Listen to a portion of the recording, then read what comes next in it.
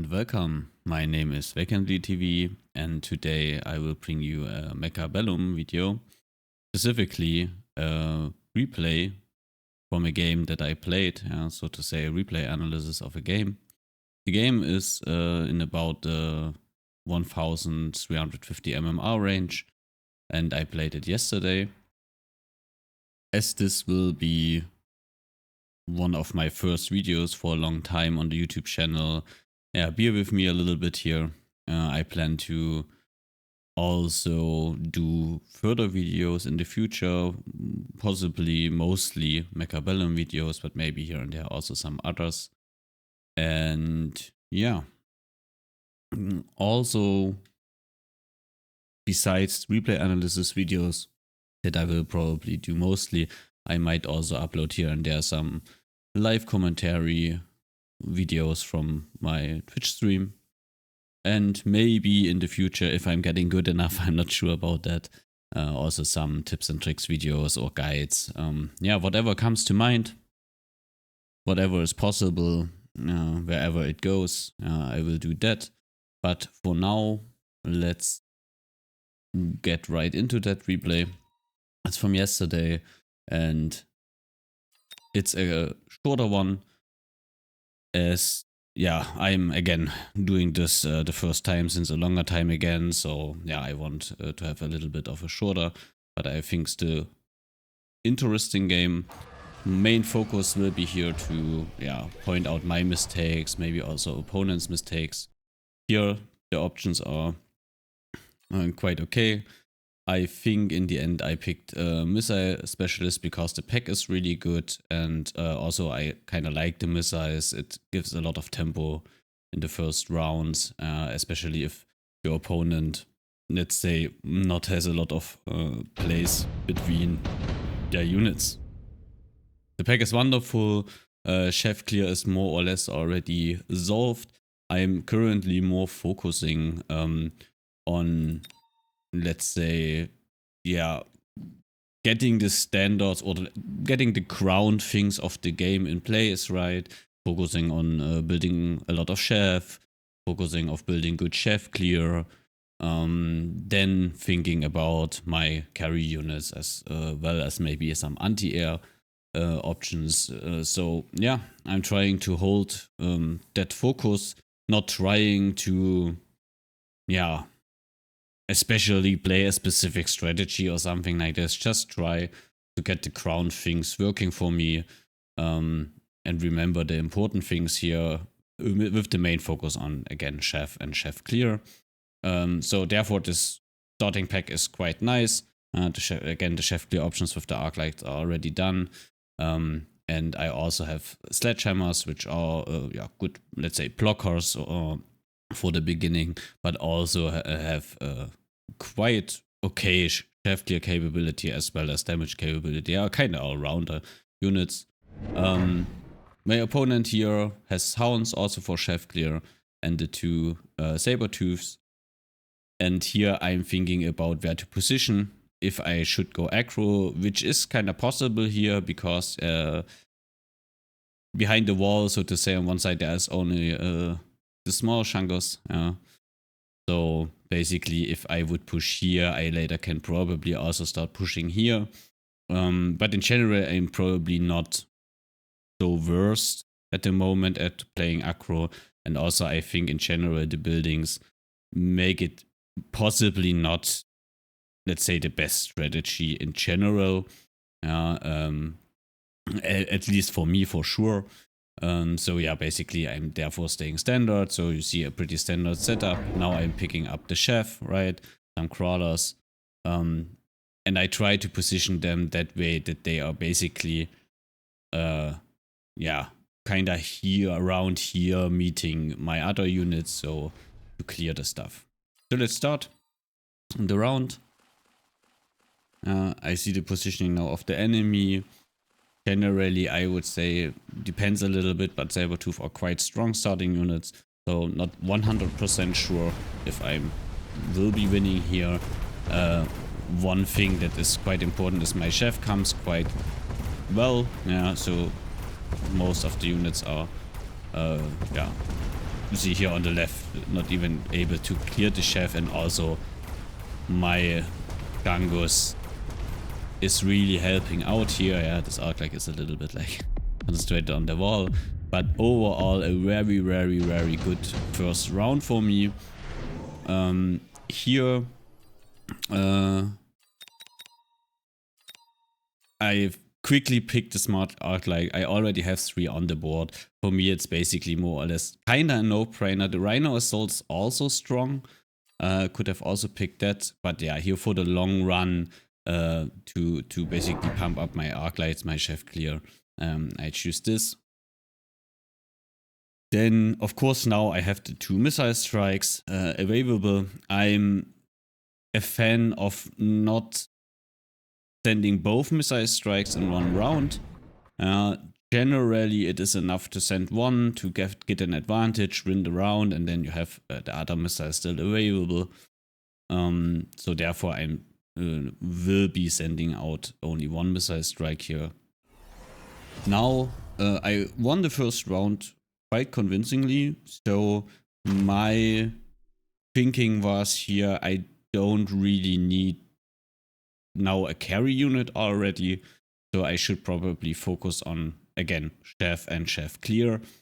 Therefore I'm now here getting the fangs out to basically boost my chef, and I think in the end I will also get another Arclight here. I'm setting now the missile strike. Of course I didn't know that these fangs were already here, so I only saw the hounds and the crawlers, but at this point I thought this is a really, really good strike. It kinda, hopefully at least, with this one, then maybe the Shangos getting also in, and my units here, it will be possible to basically just kill the Saber, and then therefore from that possibly win the round.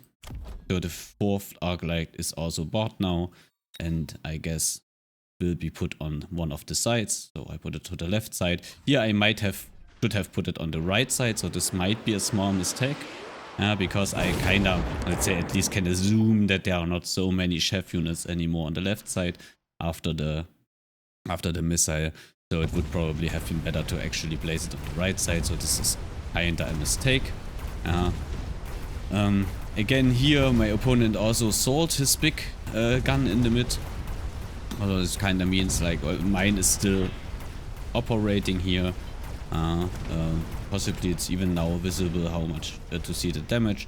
So kinda my gun did, I think this is the 2nd most damage in the round for me, which is quite nice, so pretty valuable. Here I'm thinking what to take. I know my opponent has fangs, so he has kinda something against air, as well as of course he can himself pick the marksman. So Phoenix is kinda not for me here. I don't remember the other options, but in the end I thought for myself, hey, I don't have a carry unit until now, no DPS unit, and also I'm lacking anti-air besides my also 2 fangs. So I think the marksman level 2 are a quite good addition to my board here. Prevents some air and also ramps up my damage possibilities. The 2nd strike now I'm enabling. Here it's kinda mind gamey, right? If my opponent wants to shield, where he shields. So I just, let's say, do the standard and then put it on the other side. I add another Arclight and I also add more chef. So again, focusing here on my chef and on my chef clear. And already got from the unit drop the damage. I also add the damage level, without a special reason, let's say. And I start now to sell also my turrets, because I don't think I need this small turret anymore to help me with chef clear with the 2 Arclights here. Yeah, I had here quite a luck, through adding the other crawler. My sledgehammers were not hit, so basically this is again really good for me here. Both or let's say the one Sabertooth is already dead now.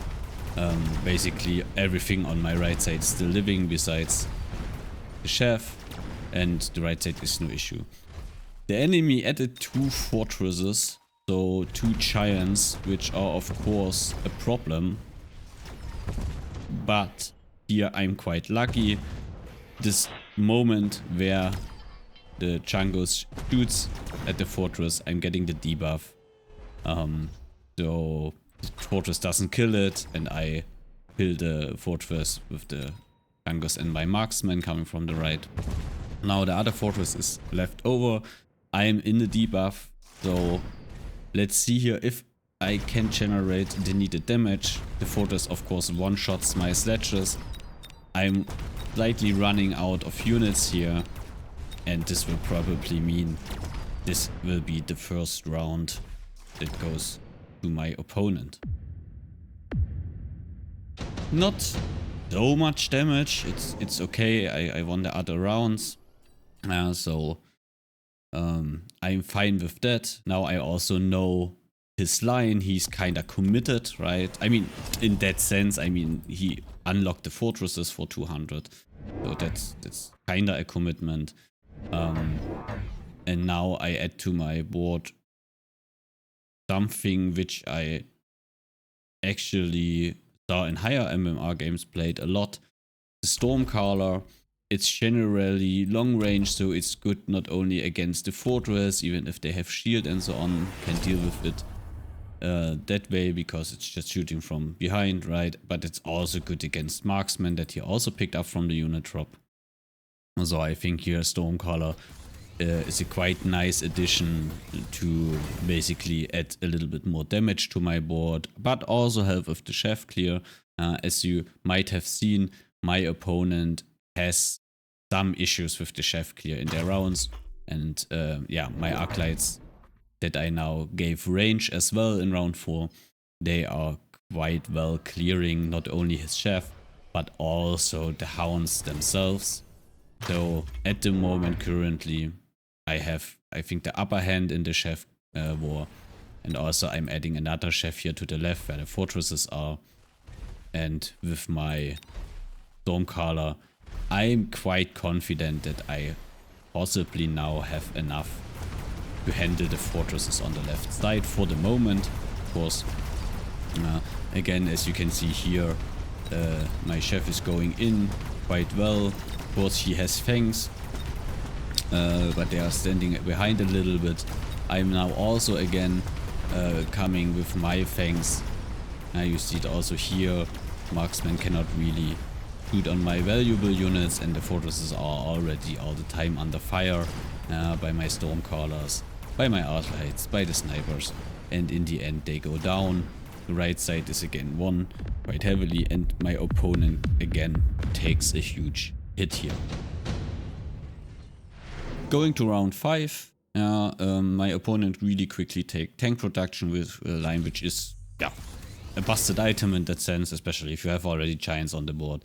I'm really thinking here possible tank production line. I'm not looking at Titans for the moment. Mass produced Phoenix is too late now and too weak. Also marksmen are on the board. Redeployment I could take. I think here I wasn't sure if this will go on so easily, so I more or less like did a future buy here for the redeployment if I might need to reposition something. In the end, a skip would have been fine here.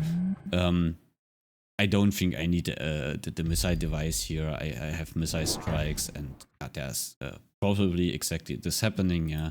That at some point the fortresses will get the barrier. Find it quite surprising that he puts this as his first tech, but in the end he also doesn't really. Yeah, he could have ranged first maybe. Not sure if the shields will initially help here, but there is a level 2 fortress, 87,000 HP plus barrier. Also 80,000, so quite a heavy one. So here I decide to specifically counter the fortresses, and yeah, I played some games of Fort Feng, and I always thought like against Fort Fang, which is also then with shields up in the front line. Scorpions are a good choice. So yeah, here first 2 Scorpions. Totally untagged for the moment, just to see how it goes. And now, of course, I didn't know he had shields, but I think one thing that is visible is, again, my chef is quite nice in front here, taking a lot of attention. And when this is over, so to say, my Arclights will also... So when this is over, at least for the level 1 fortress here, the shield is down and the fortress can be handled. Level 2 fortress takes, shield is only now down, so it takes quite a while. On the other side, I'm again on the right side breaking through. So this means with the debuff, also this level 2 fortress will here not be a problem. And again, my opponent takes a big hit and is quite close to death. Here, yeah, some cards are valuable, or better said, all cards can be valuable, but I see here the Orbital Javelin. I remember that in the game, I checked actually if this fortress leveled. For some reason, it didn't, so can be one-shot by the Javelin, and it has the production item on it. So basically this prompted me to take here this Javelin. I also again have a missile ready. So my plan here is yeah, to deal with the fortresses in that way that I eliminate this fortress immediately. And I think, of course, I'm like taking advantage of the XP for the Arclights card, the better XP cards, so they are now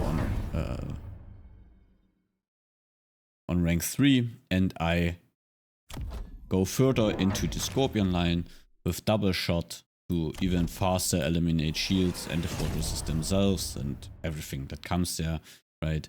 So I could have gone range as well, but I think it wasn't a big problem to not have range. I think I'm still quite ahead in the Chaff war, even though I didn't add Chaff in the, I think, last 2 rounds even, or maybe just in the last round. But yeah, my clear is better with the Arclights with range and high levels. Don't really know why I really did this redeployment here. Maybe especially since I have this fort here. So this was more maybe just a play from my side. Better missile here from my opponent, but also not taking more than one sledge with it. Yeah, here the scope is now kinda a little bit useless because it's just walking slowly. Other double shot scopes are doing a good job at breaking the shields quite quickly. My crawlers are in there.